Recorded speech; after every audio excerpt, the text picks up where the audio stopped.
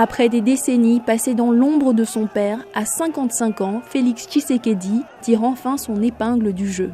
Déclaré vainqueur de la présidentielle selon les résultats provisoires annoncés par la CENI, c'est un héritier de la politique congolaise qui se retrouve consacré. Son père, Étienne Tshisekedi, décédé en février 2017, est une figure historique de l'opposition depuis les années Mobutu. Né en 1963 à Léopoldville, renommé Kinshasa, Félix Tshisekedi est le troisième d'une fratrie de 6 garçons.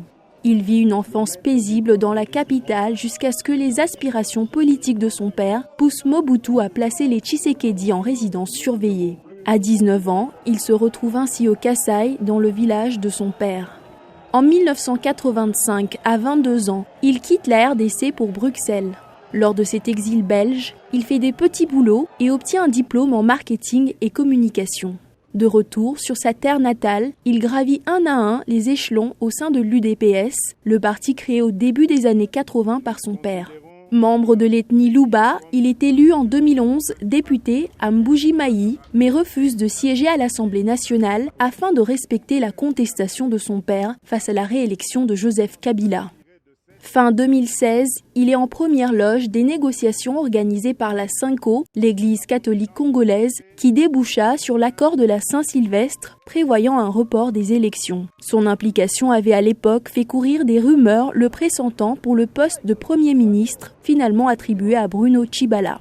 Dans la course à l'élection présidentielle, il est écarté en novembre 2018 par la coalition de l'opposition Lamuka au profit de Martin Fayoulou.